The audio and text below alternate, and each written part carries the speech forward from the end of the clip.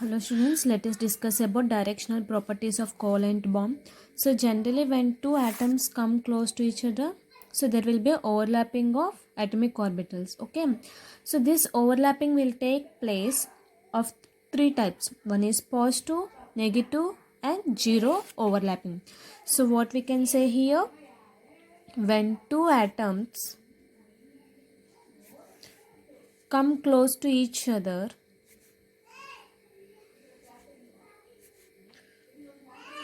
when two atoms come to close to each other, so there is a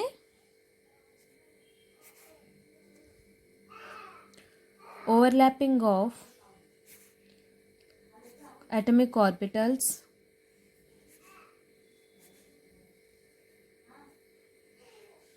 So the overlapping, how we can say, one is positive overlapping, negative overlapping and zero overlapping. So now let us see how the orbitals are overlapping. So if you take p orbital of atom A and overlapping orbital of B. So if you combine two atoms, it will give positive and negative. So let us see here what I have told you here. Here we can take p orbital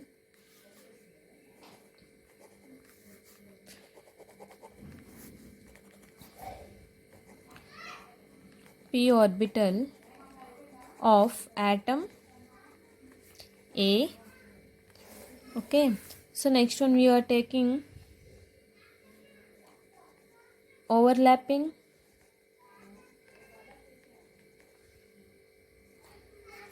orbital of B, then you are getting positive overlapping and negative overlapping. Okay, so here we are going to take these orbitals. So now let us see here, we are taking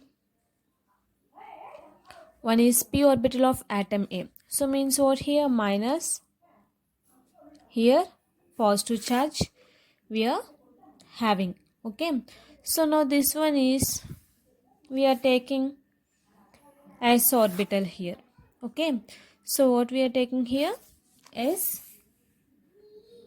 orbital, which consists of positive or negative. So these two will overlap, means what we are going to get here,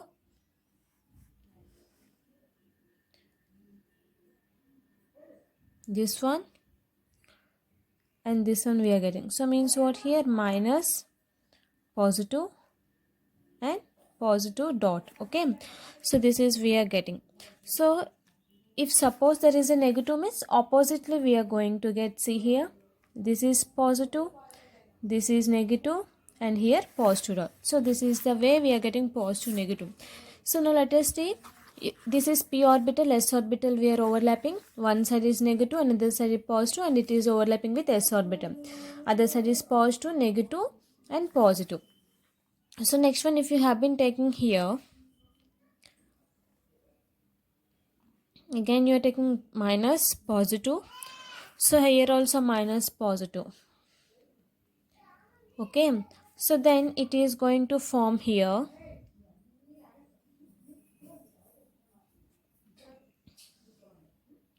okay, so here minus, positive, here also positive, minus, means positive means what, the positive side is on both sides. Again if you take here positive, negative, here negative, positive. Okay, so this is the thing we are going to get here. So next one, if you have been taken like this is on end on end overlapping we have did. So if you take sideway overlapping like this, positive, negative, so then you are going to get like this here. So what is this here, we are getting here positive and negative. Okay, so in the same way, if you have been taking like this, for negative you will be getting one is positive, negative, positive. So this is negative. Negative means opposite sides we are getting. Positive means the charges will be on same side. So if you are taking crossly, means here positive, negative, positive, negative. So means what here we are getting. So how you are getting here? Again same, positive, positive, negative, negative. Okay. So and again this will be getting like this. Positive, negative, negative, positive. So means what here? These are the orbitals we are taking. In horizontally we have taken, vertical we have taken, slant position. In which way if you have been taken, the same charges will be on the positive side, and coming to here the opposite charges will be on the negative side. So this is about positive overlapping, negative overlapping. Then coming to zero overlap. So what is meant by zero overlap? Zero overlapping is nothing but here. So if you are taking combination here, okay, so this is the combination we are taking here.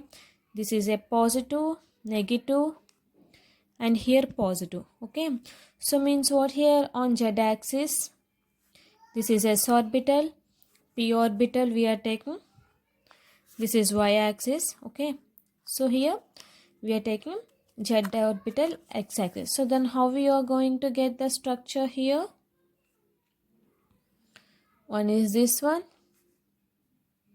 another one will be slant position. So means what here? Plus minus px, py. So this is it.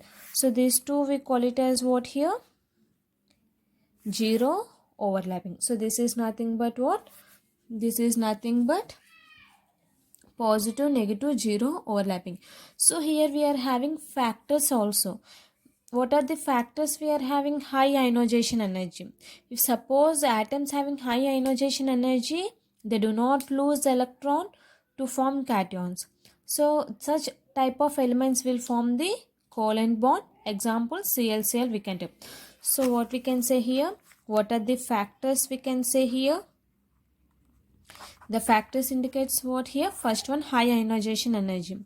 If suppose atoms having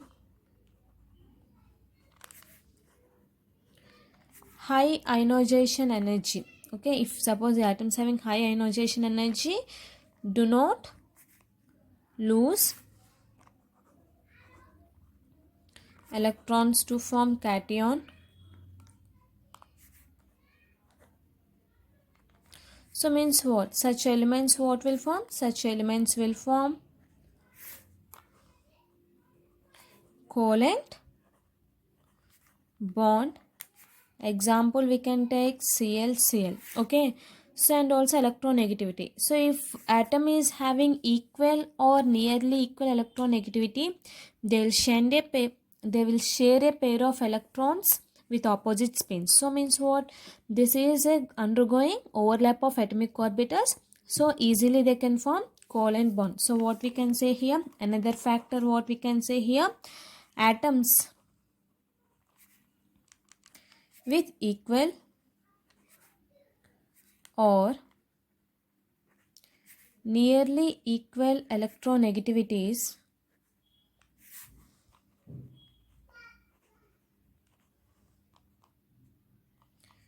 share a pair of electrons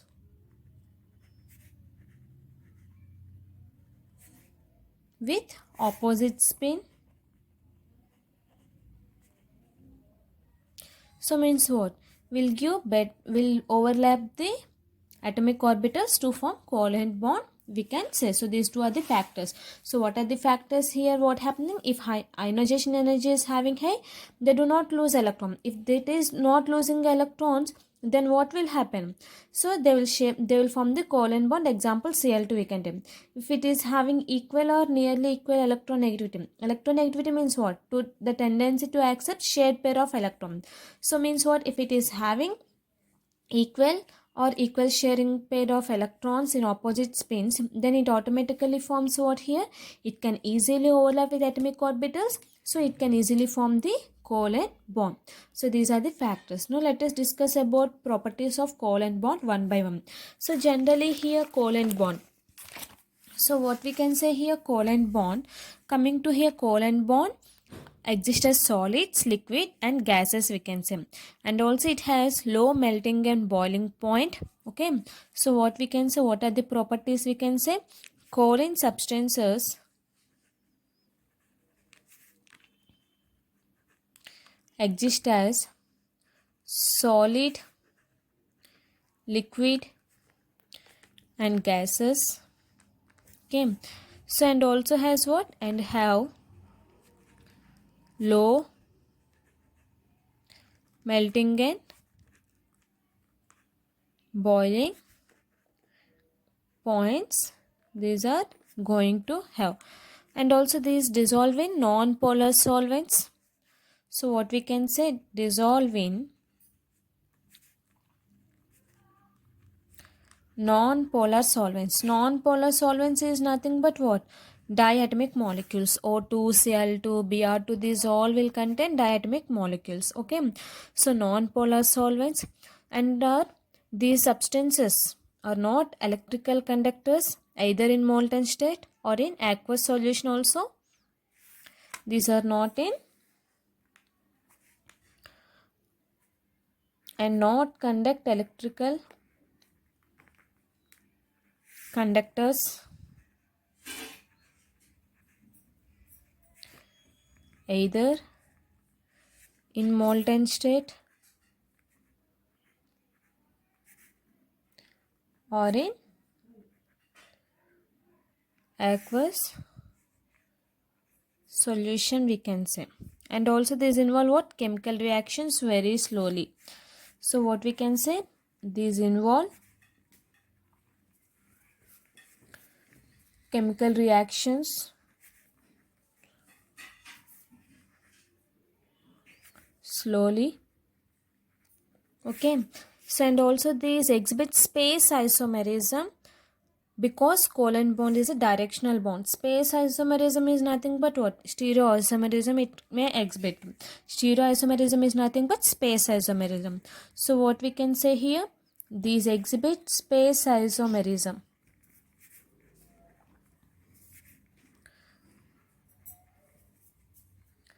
Space isomerism because covalent bond is directional bond.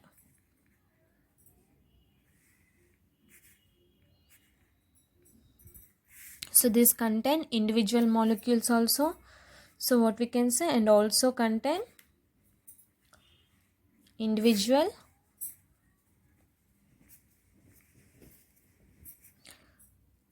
molecules. Okay, so means what here, which will exhibit space isomerism. Stereoisomerism it is exhibiting. Why it is exhibiting space isomerism?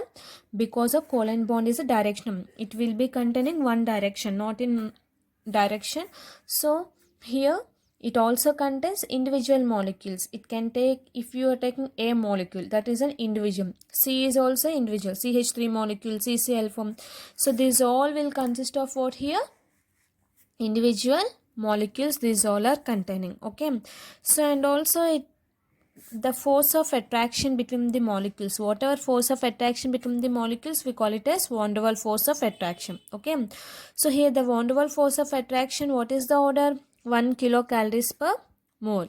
So then van der Waals force of attraction is maximum in solids and minimum in gases. Coming to van der Waals force of attraction is proportional to molecular weight of the substances also we can say.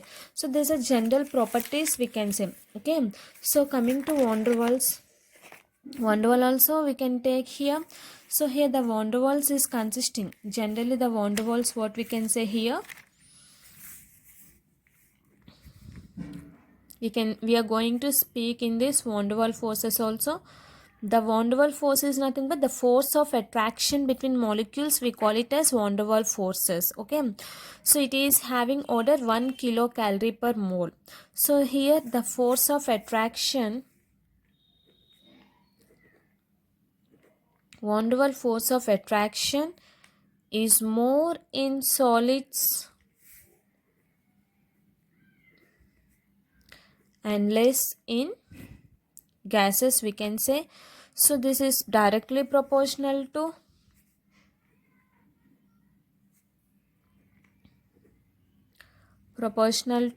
molecular weight of the substance.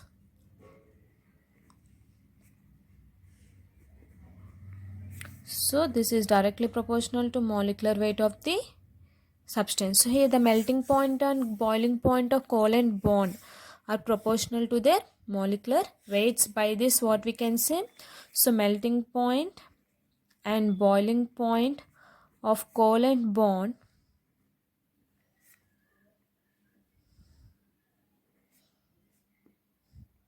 proportional to molecular weight, we can say. So means what here, these are very high, covalent polymers are very high.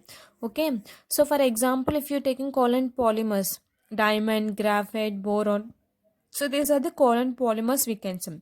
So they do not contain free electrons and also free ion. Why they do not contain? So they are not good conductors of electrical conductance. Okay, graphite contains free electrons, so it is a good conductor of electricity. So here what I have told you, HCl, HBr, Ha, HNO3, H2SO4 are covalent compounds. So when you take in water substances, they act as good electrical conductor because they contain free ions. So what we can say here, HCl, HBr, Hi, HNO3 and H2SO4 are covalent compounds. Why these are covalent compounds? Why? Because due to aqueous solution,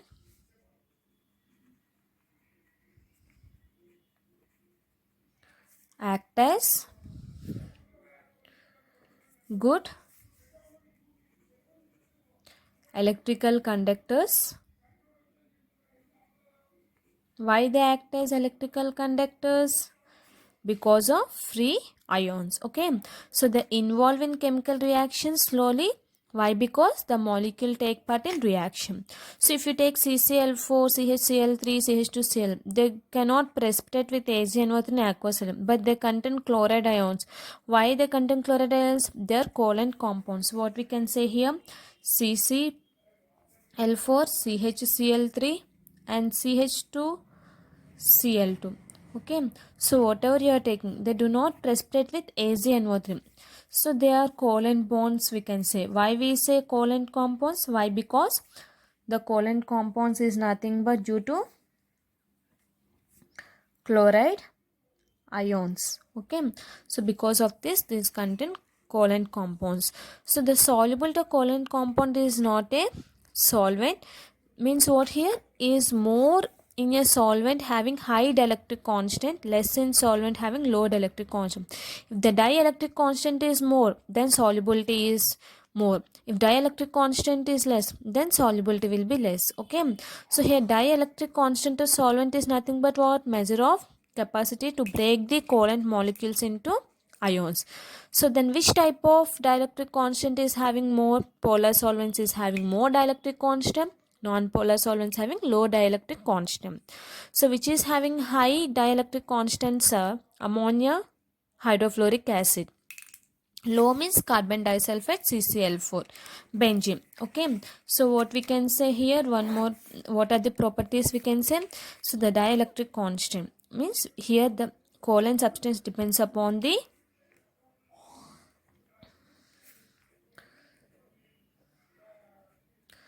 substance depends on dielectric constant also. Means dielectric constant means what here? Dielectric constant is nothing but here, if solvent dielectric constant is more, then it can easily, polar molecules is having the dielectric constant.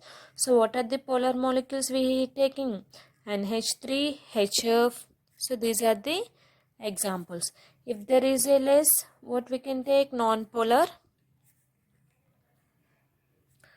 molecules.